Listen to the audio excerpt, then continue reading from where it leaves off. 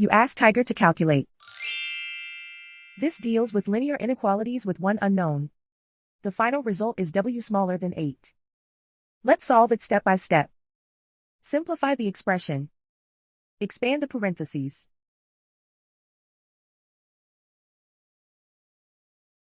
Simplify the arithmetic.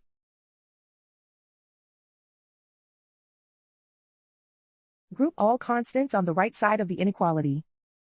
Add 88 to both sides.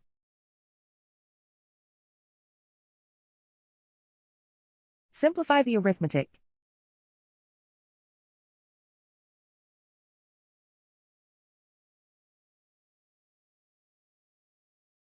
Isolate the w. Divide both sides by 22.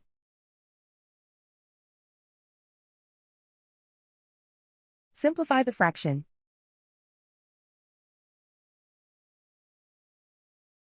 Find the greatest common factor of the numerator and denominator.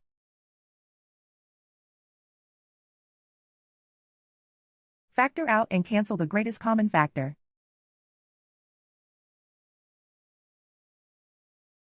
Plot the solution on a coordinate grid.